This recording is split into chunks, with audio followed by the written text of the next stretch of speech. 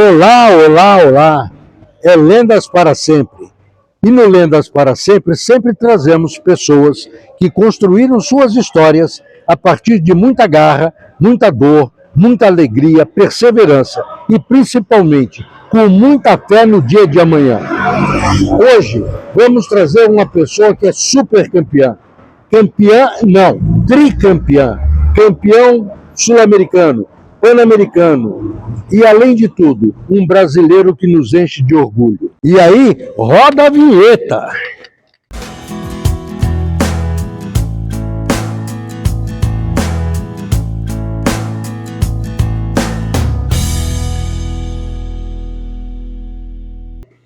Paulo, muito obrigado por me receber na sua casa. É uma alegria poder falar para muita gente, espero, porque você é uma lenda, 100% uma lenda. O que você construiu, eu vou começar dizendo onde você chegou para depois a gente ir de onde você veio.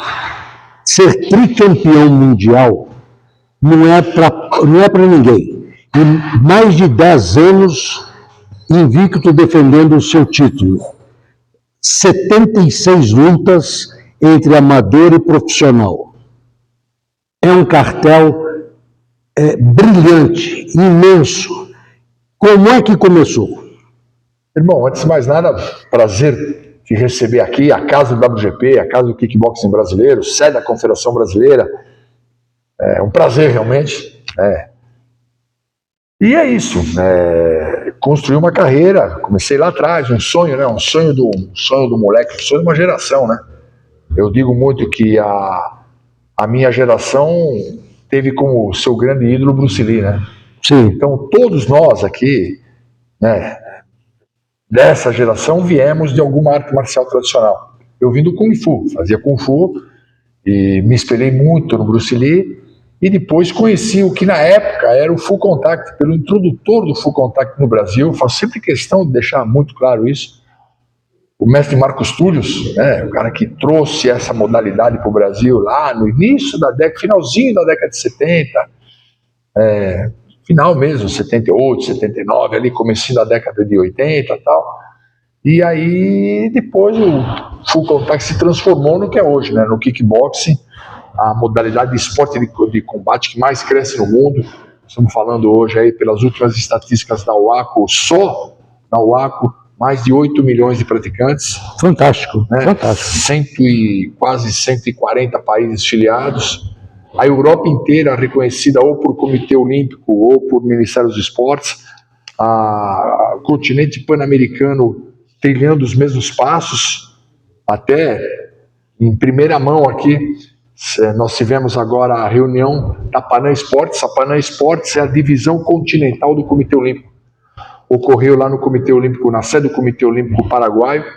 A Confederação Pan-Americana, a WACO Panam, foi convidada oficialmente para tomar parte do congresso da Panam Esportes e também da ACODEPA. A gente tem que fazer um parênteses nessa história. Porque, isso é legal, Porque você sai de lutador e hoje é presidente de 3 grandes braços. Na verdade, 2, né? Eu sou presidente da Confederação Pan-Americana, da WACO Panam e vice-presidente da Mundial. E no Brasil também. Sim, presidente da Confederação Brasileira, da Confederação Pan-Americana e vice-presidente da WACO Panam. Você está com um projeto, inclusive, agora para o fim deste mês de outubro, mesmo que o programa entre uns dias depois. Mas é importante salientar. O Campeonato Pan-Americano, né? O Campeonato Pan-Americano com quantas pessoas? Estamos indo com uma delegação de quase 200 pessoas. Do Brasil? Do Brasil, delegação brasileira, da Confederação Brasileira, né? Quantos atletas? Mais de 120 atletas, mais ou menos. Aí vai técnicos, acompanhantes, enfim. A Confederação Brasileira, pela primeira vez, pagando todas as despesas dos seus técnicos, pagando toda a seleção brasileira que vai disputar a seletiva do International Games, que vai acontecer na China em 2025. E falando sobre capitanear a Pan-Americana também. A Pan-Americana é fantástico o trabalho que nós temos. O board da Pan-Americana é muito forte, pois é unido. E isso é relevante e te faz ser mais ainda uma lenda, porque você não foi só um atleta. Você não foi só uma pessoa que conquistou o Pan-Americano, conquistou o Mercosul. Eu estou colocando os títulos mais básicos. Relevantes, né? O mais relevante é o tricampeão mundial. Isso é o top da galáxia. É como você falou, foram 10 anos, 8 meses e 24 dias. Como é que você, brasileiro, de repente vira campeão europeu pela Itália? Isso é uma coisa que você tem que contar. É a origem, né? A origem italiana, família italiana. E eu já tinha contato com o presidente italiano. Em 89, eu fui vice-campeão mundial. Eu perdi a final para um francês chamado Philippe Coutella. Fiz 4 lutas naquele mundial e na final eu não estava bem do joelho e não conseguia acabar a luta. E aquilo ficou muito engasgado, não por eu ter perdido, por eu cara ter me vencido, porque eu parei. E pô, isso é terrível, né? Porque ainda amador. Como amador, vice-campeão mundial amador, em Veneza. Eu fui participar do congresso já representando o Brasil, isso em novembro de 90. E aí, chegando lá, conversando, fiquei com a delegação italiana, porque conhecia o presidente italiano, né, o Ennio Falsone. Eu falei, na verdade, ó, você não tem super pesado aí não, né? Não. É a única categoria que eu não tenho. Eu falei, então, tô pronto. Falei, é? Falei, tô pronto. Ele falou, então, sobe e pega o uniforme. Assim? Assim. E eu entrei e passei o carro em 4 caras lá, inclusive num madrilenho, foi lá em Madrid. E na final eu peguei um francês chamado Renan de Fouchot. E aí ganhei dele na final. E aí uma curiosidade. Essa final foi 29 de novembro de 1990, o dia que meu filho Augusto nasceu. Que parabéns. Ele estava nascendo aqui e eu sendo campeão mundial lá. 2 títulos. 2 títulos. 2 títulos, né? E aí abriu. Aí abriu as portas, passou isso. O Ennio falou para mim, falou, ó, é a proposta para te fazer. Nós votamos aqui no Congresso, nós vamos fazer a divisão profissional, porque nós somos a maior federação do mundo, não temos a divisão profissional, vamos embora. Eu falei, pô, lógico, perfeito. Ele falou, ó, Philippe Coutella, campeão do mundo, Paulo Zorello, campeão europeu. Vamos fazer o primeiro título dos pesados entre o campeão europeu, campeão mundial, amador, contra o campeão europeu amador. Eu falei, tô dentro. E volto pro Brasil, voltei pro Brasil comecinho de dezembro, fiz uma preparaçãozinha aqui de 40 dias, voltei para lá e lutei 1º de março de 91, ganhei por pontos lá. Como profissional? Como profissional. Aí já os 12 rounds. 12 rounds e os 2 já como profissionais. Como profissionais, sem capacete, aí outra regra, né? Como profissional, como igual o boxe, amador. Sim. Você luta com os protetores e sem protetor de cabeça. Aí a testa era o para-choque. A testa era o para-choque, tirando da frente sempre. Nada de pôr na frente, né? A mão é dura. A mão é muito pesada, né? Ganhei por pontos lá dele, numa luta muito boa, e voltei como campeão mundial. E depois de um ano e pouco, ele me desafiou e eu fiz a defesa aqui no Brasil, no Pacaembu. Quando eu voltei, é uma história muito interessante. Ainda tinha concha acústica? Ainda tinha concha acústica. Acontecia tudo, nós estávamos naquele ginásio de trás do Pacaembu. Mas antes disso, interessante que eu voltei com uma fita Betacam embaixo do braço, como campeão do mundo, e levei na Bandeirantes. Fui lá. O seu Ramon Escobar me recebeu, era o cara que cuidava dos esportes lá, junto com o Luciano do Vale e tal. Aí ele falou, eu vim aqui e tal, fui campeão do mundo. Eu falei, pô, bacana, tal, você tem imagem? Eu falei, tá aqui. Legal, vou pôr no Twitter lá. Aí foi, levou pro Twitter e tal, colocou lá no Twitter. Beleza, vamos assistir e tal, não sei o que lá. Rolando a luta, ele conversando comigo e tal, e rolando a luta, e ele conversando comigo, não tava nem vendo a luta. Eu ali meio incomodado e tal, né? Uma hora ele olhou assim, falou, rapaz, essa luta é boa, hein? Eu falei, ganhei bem. Né? Não, tô falando assim, garoto, tô falando que parou, tá todo mundo assistindo, meu.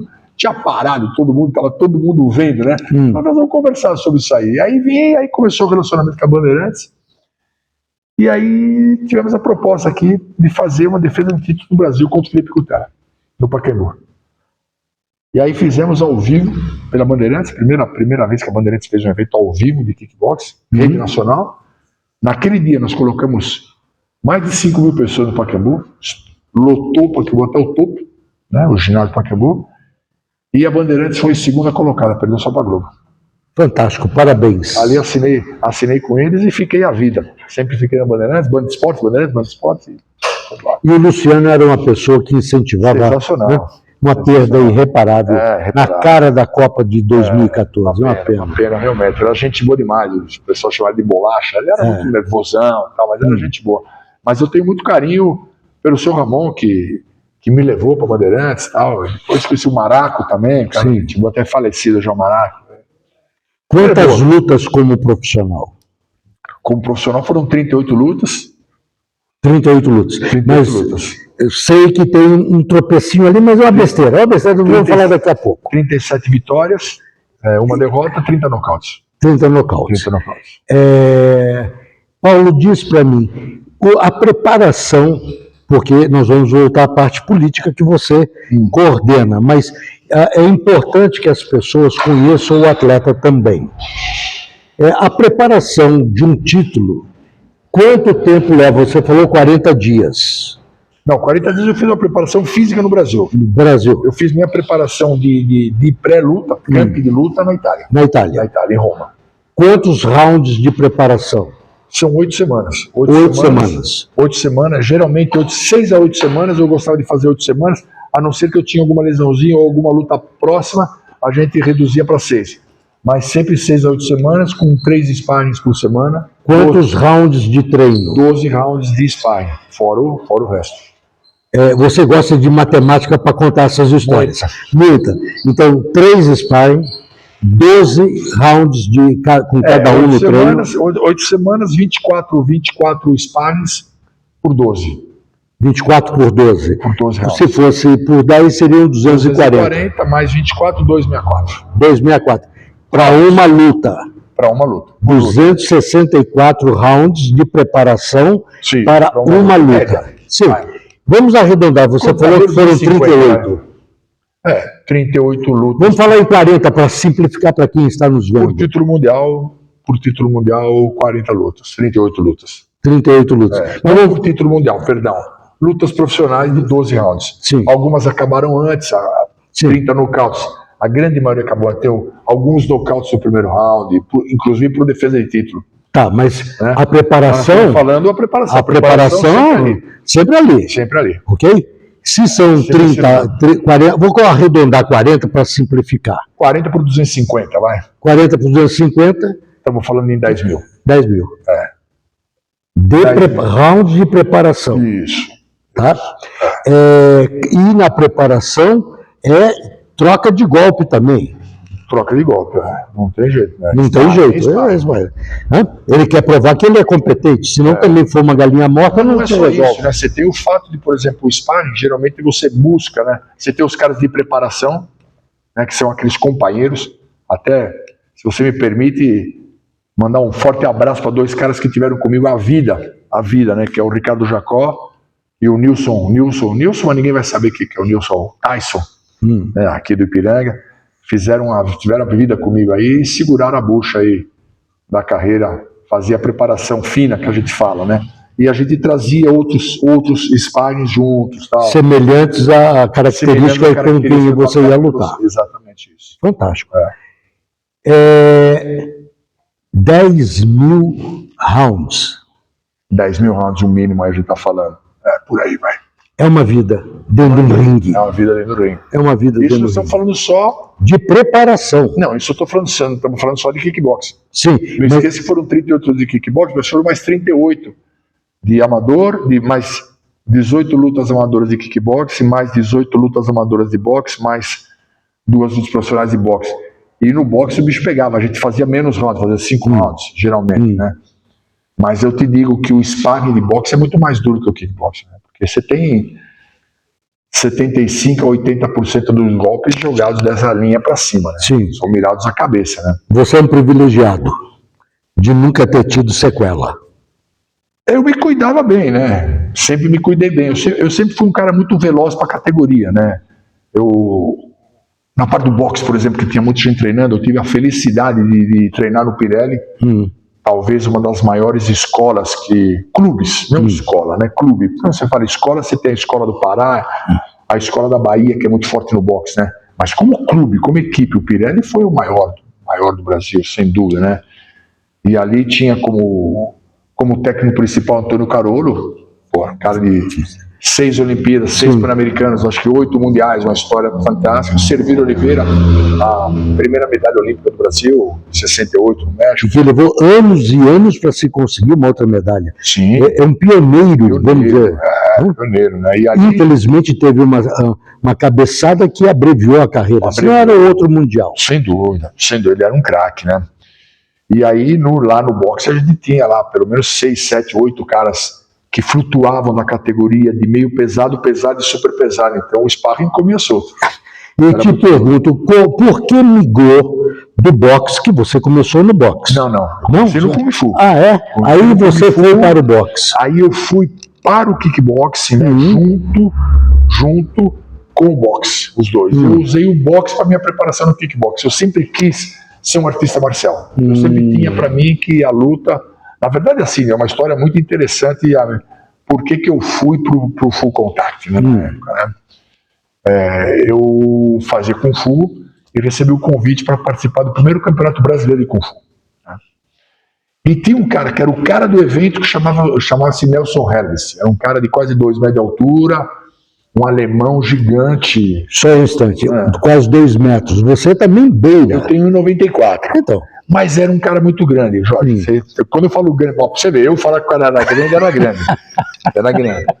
Era um cara que fazia supino com 160, 180 quilos. Ele era um armário, né? E aí eu fazia um Kung Fu técnico com movimento total e eu fui ler o regulamento. O regulamento era chute, soco e joelhada. Eu vou ter que procurar algo diferente aqui. E aí eu já treinava, já conhecia o Marcos Túlios, aprimorei, fui lá treinar com o Túlios. Ele falou, vem fazer um sparring com a gente aí. Legal. Fui fazer um sparring. E peguei um cara de 75 quilos. Eu tinha lá seus 90. Peso médio no boxe. 75 quilos é médio. 75 quilos. O Herculano, cara. Herculano. Rapaz, o cara me deu um amasso, hein? Me deu um amasso. Mas, meu amigo, eu não vi o cara. E aí, a sua envergadura não valeu nada nessa hora? Não valeu nada. Não valeu de nada todo aquele Kung Fu para aquele regulamento.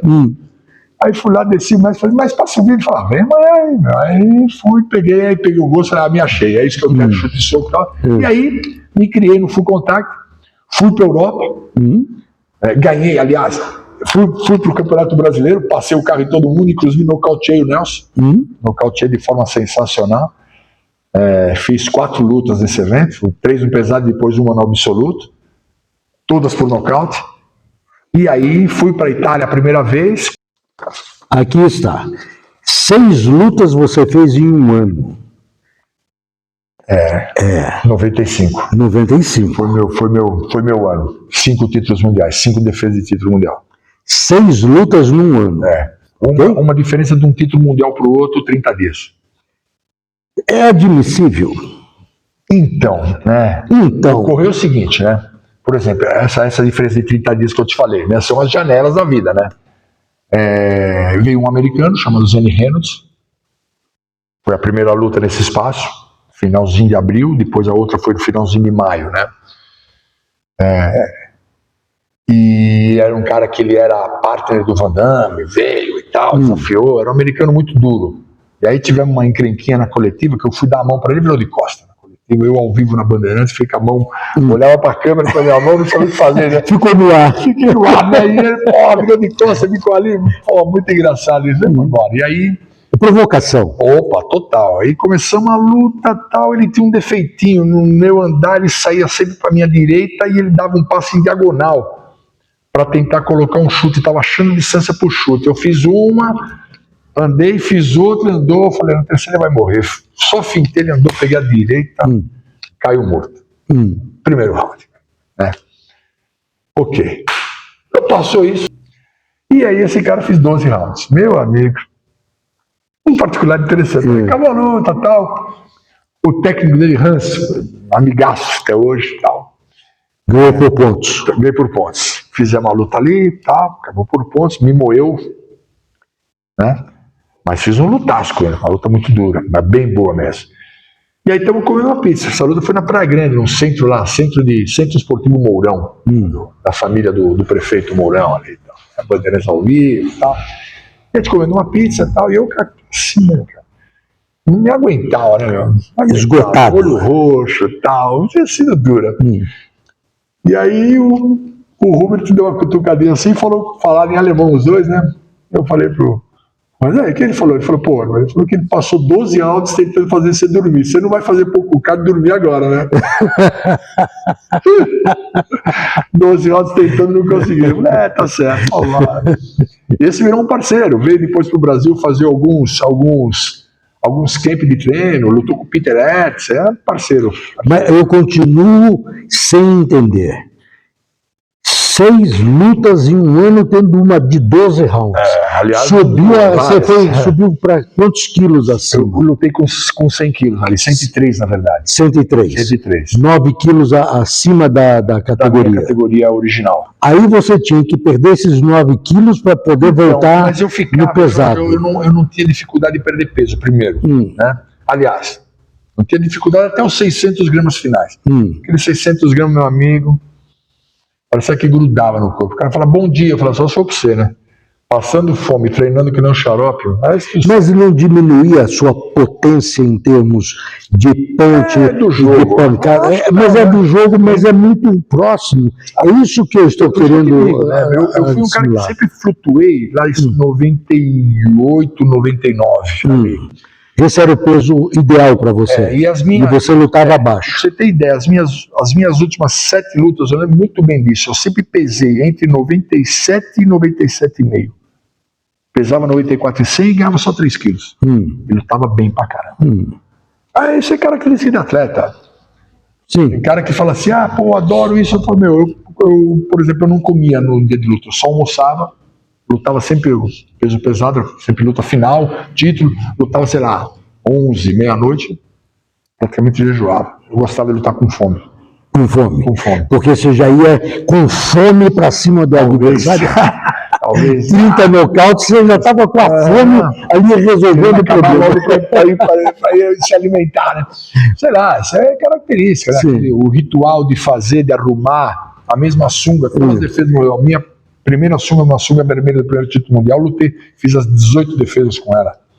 Né? Então você tinha também os seus amuletos de sorte. Com certeza, a mesma coquilha, a mesma sunga, a maneira de arrumar o material na cama para preparar a mala, a maneira de bandar a mão, né? E se tivesse faltando algum detalhe, você achava que isso iria atrás? Não acontecia. Preparar os últimos 15 dias eu tomava conta de tudo para deixar tudo certinho, né? Um ritual. O ritual. Sem ritual não tem jeito de se preparar. Uma ideia, né? Quantos e quantos amigos que eu encontrava depois de lutas, das lutas aqui no Brasil, mesmo fora, né? Encontrava, você não foi me ver? Ele falou, como assim, cara? Você foi na luta?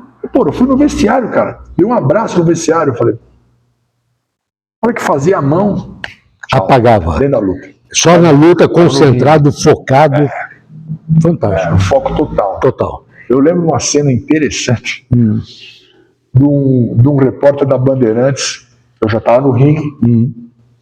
E ele veio com o microfone e fez uma pergunta. Eu sei disso porque eu vi na televisão depois. Ele fez a pergunta para ser lotado, né? Não vi nem ele, né? Aí você que deixou o cara no ar, igual o cara te deixou no ar. Essa eu devolvi, mas completamente sim. E depois quando eu vi a cena no replay, né, quando eu assisti, eu vi aqui e falei, nossa, meu, e fui desculpar. Eu falei, imagina, eu vi ali que você não estava, você estava todo concentrado, né? Ele veio falando, puxa, põe o microfone na minha boca e eu, tchau. 6 lutas ali. Vira o ano para 96. Faz uma luta em janeiro. Uma luta em janeiro. Aí você vai fazer outra em abril. Outra em abril. Super pesado. E aí vai. Aí, o que aconteceu nessa segunda luta de 96? Essa que foi a derrota ali, né? Mas não foi... Mas ali não foi derrota por... Porque você vinha bem na luta. Ótimo. Você estava dominando a luta. Matando o cara. E aí, para poder. Foi assim, né? E de repente. Então, o é soberba. Aí o é soberba. Eu vim invicto, 31 lutas. Aquela era a minha 31ª luta. Contra um inglês chamado Patterson Barrington. Era duríssimo. Um cara que lutou, pra você ter uma ideia. Esse cara perdeu por pontos pro Vitaly Klitschko. Sabe quem é Vitaly Klitschko? Sim. foi campeão mundial do Conselho Mundial de Boxe, ele e o irmão. Sim. E hoje é prefeito de Kiev. Sim. Né? É o atual prefeito de Kiev. A mãe ficava alucinada com os dois. Aham.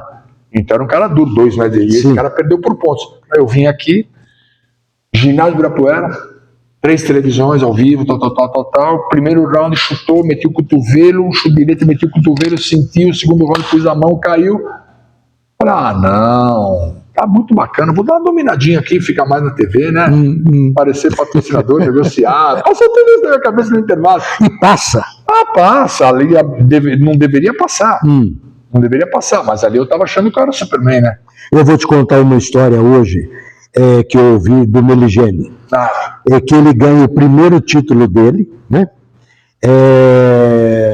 No Guarujá, a primeira vitória dele no ATP, e o pai disse para ele, você vai perder amanhã. Você vai perder amanhã. E ele perdeu. Diz que levou 40 minutos para fazer a partida inteira. E ele ficava na cabeça, meu pai disse que eu ia perder, meu pai me disse que eu ia perder. Porque às vezes a voz interna está grande e perde a concentração. Pode ser. Ali realmente a soberba, a voz estava, já liquidei, já ganhei. Tal. E aí eu tenho a imagem da direita dele entrando, eu não vejo, eu não tenho essa imagem do golpe vindo, eu tenho a imagem do golpe indo, que é o golpe que eu vejo na TV. Sim. E aí você... E aí eu acordei no 9, voz assim, 9, eu falei, como 9? Como 9?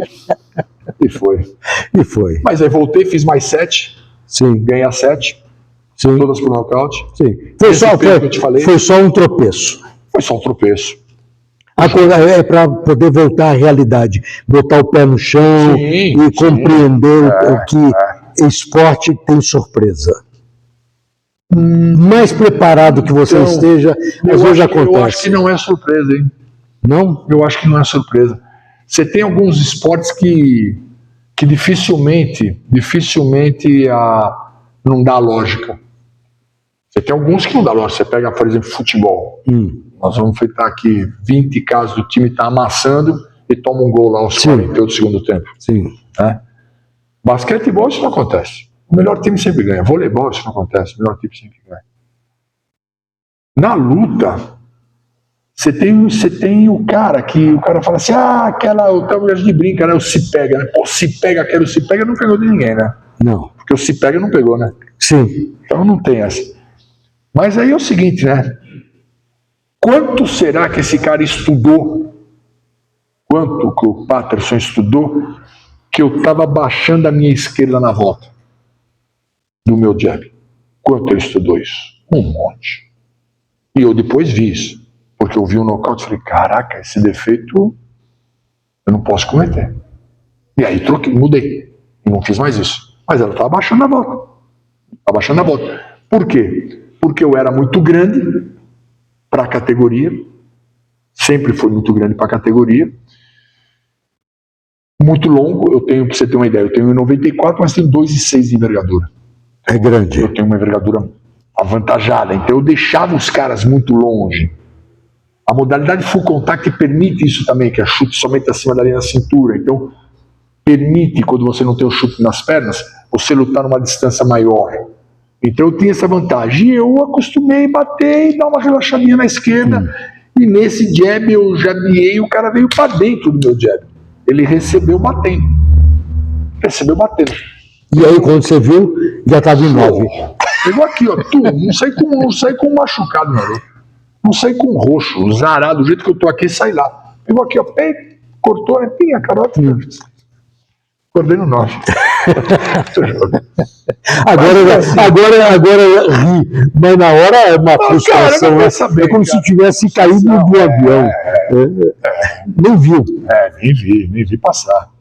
Nem viu. Passar, mas é do jogo. Mas cresci muito na carreira depois disso e tal. E vou te falar uma coisa, cresci inclusive na minha carreira como manager. De saber planejar um pouco mais, saber respeitar, saber dar valor também com o cara que tá lá. Os caras comentam, por exemplo, muito com o Tyson, né? Eu por $1 milhão vou lutar com o Tyson. Fala, parceiro, tudo bem. Só que é o seguinte, você nunca vai lutar com o Tyson. Eu lutar por $1 milhão, mas nunca vão te dar $1 milhão. Sim. Você tem que merecer. Sim. Ninguém dá de graça, né? Você tem que merecer estar lá. E o cara se mereceu chegar no título mundial, eu era o campeão, e ele chegou no ranking, desafiou.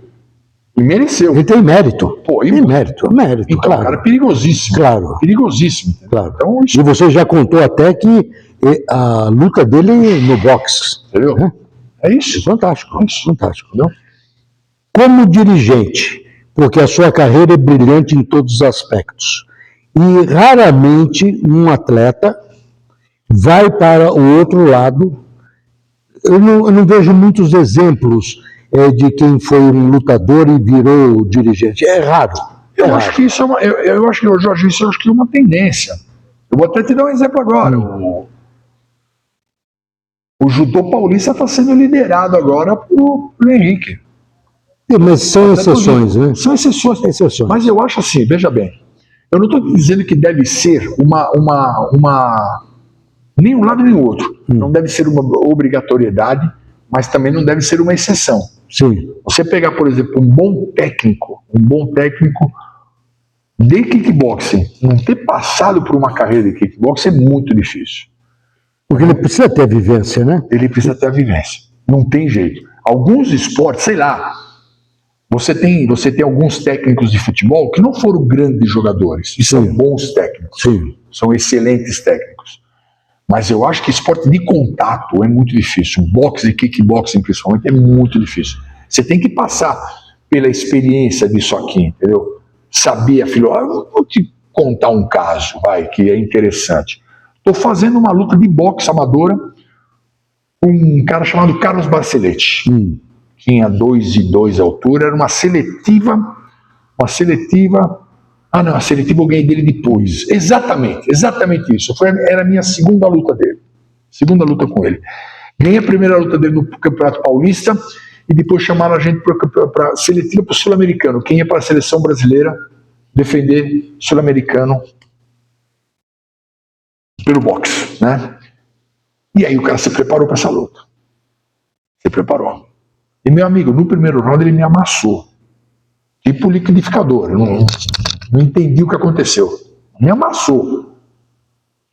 Sobreviveu. Meu Deus. Sentei no banquinho, sobrevivi ao primeiro round. Senti um cara que eu tinha ganho dele, fazia 40 dias, ganho bem. Estudou pra caramba, era mérito total. Sentei no banquinho. Sempre assim, o Carolo subia e o Servilho tirava o bocal e dava água. Só. Sempre isso. O Carolo que subia para dar, e o Servilho dava uns toquezinhos total. Mas não era o Servilho que entrava no ringue, era o Carolo que entrava no ringue. Era o Carolo que entrava no ringue. E esse dia ele não entrou, quem entrou foi o Servilho. Isso. Pegou o bocal, ficou ali, o Servilho falando tudo que eu tinha que fazer, eu tô ali, tal. Segundos fora, né? Bem. Só que ele me bate na perna, eu olhei, ele com o bocal na mão, pôs o bocal, quando eu fui pôr na boca, ele segurou o bocal, falou, meninão, ele não é homem pra você não. Ele não é homem pra você. Pôs o bocal, só isso. Ele falou, meu amigo, eu nem te conto. Engoliu o cara. Nossa senhora. 2 rounds com ele que ele não viu. Valente, não nocauteei, mas abriu supercílio, boca e nariz, tal. E nós estamos falando amador de luva maior, proteção. Exatamente, protetor de cabeça, tudo. Passei o carro. Mas é uma frase que entrou na minha mente isso. Você falou que tinha que falar. Então essa vivência, sabe, você tá no dia a dia, tal, é muito legal. E você conseguir pegar um atleta, por exemplo, eu como presidente da Confederação Brasileira, até para Panana, estamos começando a fazer muito isso agora, né? A Mundial faz isso. A Mundial tem um projeto, eu volto aqui na Brasileira, mas a Mundial tem um projeto dos seminários internacionais, seminário de capacitação. É um seminário técnico, um seminário arbitral, e aí tem mais 3 ou 4 módulos só de gestão. Só de gestão. Como você deve fazer gestão da confederação, gestão da federação, gestão do seu negócio, gestão. Sim. Então você investir na gestão do atleta para que ele passe, né, essa transição, porque é muito duro você, por exemplo, hoje você é campeão do mundo, amanhã você não é. Eu vou te dar um exemplo de um brasileiro que completar, aí você vai Então você fazer essa preparação para as outras profissões dentro do esporte que não atleta, Sim.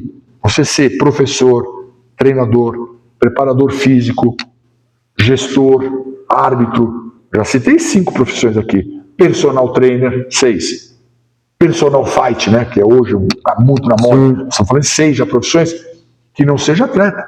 Sim. Então, é obrigação, é dever da Confederação Brasileira preparar os seus filiados para esse pós-carreira. E você também fez uma faculdade de educação física. É o que a gente faz. Então você não só foi um lutador, você se preparou para um degrau acima numa época que só se lutava. Sim, cursos de gestão, fiz alguns cursos de gestão, entendeu? Eu hoje faria fácil, mas é que eu acho que já estou numa transição diferente, preparando os faixas pretas aí para um futuro de gestão dentro da Confederação Brasileira, dentro da Confederação Pan-Americana.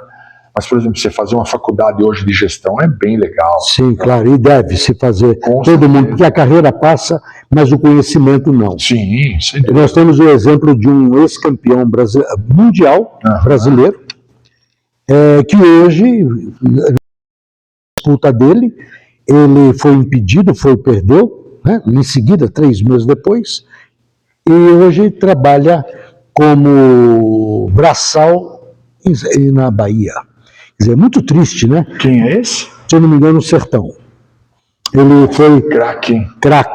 E hoje ele... não sabia dessa história. É uma pena. É uma pena. Por isso que eu estou dizendo. Mundial mesmo, do campeão mundial. Sim. É muito triste ter essas situações. Eu quero caminhar para encerrar, porque a gente tem um tempo, com 2 figuras que você tem aqui dentro da sua casa. Vamos mostrar quem é que está? Bora lá. Vamos lá. Então vamos olhar para eles. Olha lá. Naquele canto à direita. 3, né? Esse menininho aqui também que vai bem ali, Paulo Tebar. À direita, quem é aquele? Alex Potan. O que ele fez agora? Tudo, né? Tudo. Esse cara tá arrebentando, né? Começou com o meu técnico, Beloca, que você vai ter o prazer de entrevistá-lo também. O cara tem uma história de vida muito interessante. Era borracheiro de caminhão, era alcoólatra. E um dia caiu a ficha, falou, não, o esporte é para mim. Eu tenho que fazer isso. E conheceu o kickboxing, e o kickboxing fez o que ele é hoje. Um gente boa, gente da melhor qualidade. Ídolo nos Estados Unidos. Ídolo no mundo, né? No mundo, né? Lá à esquerda. César Almeida, Cezinha, esse também é outro cara que eu tenho no coração. Alex também, né? Pô, começou com a gente aqui. Senão não estaria na galeria da sua casa. A Cezinha, cara que eu tenho no coração também. Estourou no kickboxing, foi campeão de tudo, carreira fantástica. Dentro do WGP, é o maior vencedor da história do WGP. Né? E agora está no UFC. De 2-1, lutou sábado agora no preliminar do Alex.